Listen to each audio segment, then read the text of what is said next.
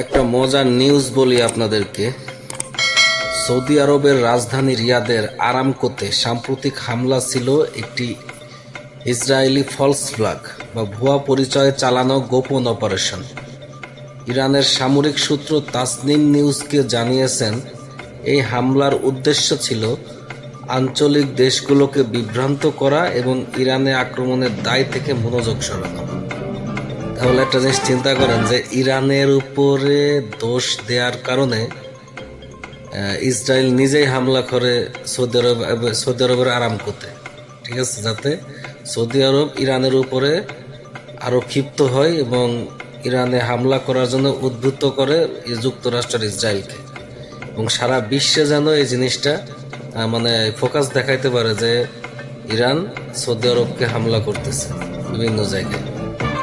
হ্যাঁ, তেলের যে শোধনাগার আছে, তেলের যে সৌদি আরবের আরামকোতে, সেখানে ইসরায়েল হামলা করে দোষটা দেয় ইরানকে। খেলাটা কোন লেভেলে চলতেছে এবার চিন্তা করে দেখেন। আচ্ছা, ফুল নিউজটাকে জেনে আসি।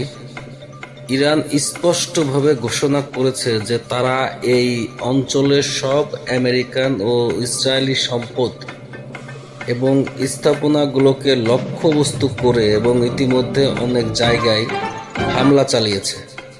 তবে আরামকো স্থাপনাগুলো এখনো পর্যন্ত ইরানি হামলার লক্ষ্যবস্তু হয়নি। ইরানের গোয়েন্দা সূত্র আরও জানিয়েছে, সংযুক্ত আরব আমিরাতের ফুজাইরাহ বন্দর ইসরায়েলের পরবর্তী লক্ষ্যবস্তুগুলির মধ্যে একটি এবং শাসক গোষ্ঠী একটি আক্রমণ করার ইচ্ছা পোষণ করেছে।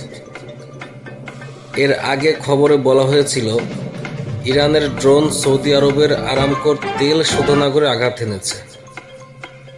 টাইমস অব ইসরায়েলের প্রতিবেদনে সোমবার 2 মার্চ এই হামলার কথা উল্লেখ করা হয়। হামলার সময় স্থাপনায় আগুন লেগেছিল, তবে তা সীমিত ছিল এবং দ্রুত নিয়ন্ত্রণে আনা হয়। এখন পর্যন্ত কোনো হতাহতের খবর পাওয়া যায়নি।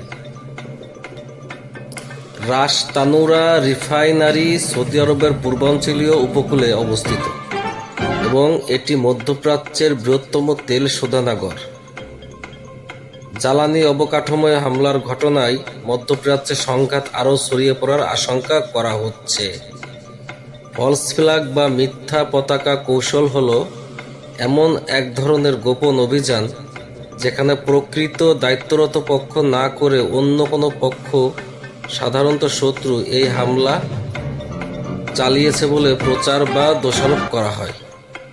এই কৌশলের উদ্দেশ্য হল অন্যের উপর দোষ চাপিয়ে নিজেদের স্বার্থ রক্ষা করা, সামরিক পদক্ষেপের অজুহাত তৈরি করা বা জনমত বিভ্রান্ত করা। এই ধরনের অভিযানে প্রকৃত হামলাকারী আড়ালেই থেকে যায়।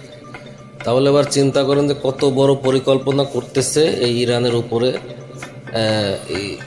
ইসরায়েল এবং আমেরিকা, এবং তারা পুরোপুরি তৃতীয় বিশ্বযুদ্ধের দিকে অগ্রসর হচ্ছে, বোঝাই যাচ্ছে। ঠিক আছে, নিজেরা মধ্যপ্রাচ্যের বিভিন্ন অঞ্চলে হামলা করে দোষ দিচ্ছে ইরানের, ঠিক আছে। আর এই গবেটগুলা গাধাগুলা যারা মধ্যপ্রাচ্যের যে আবুধাবি, ওমান, সৌদি আরব, ঠিক আছে, জর্দান, সে যে 5-8 দলের আলো নামে মুসলিম, ঠিক আছে। এখন বোঝা যাচ্ছে যে একমাত্র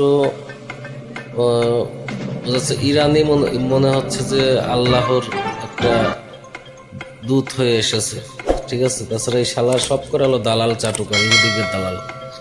যাই হোক, ধন্যবাদ সবাইকে।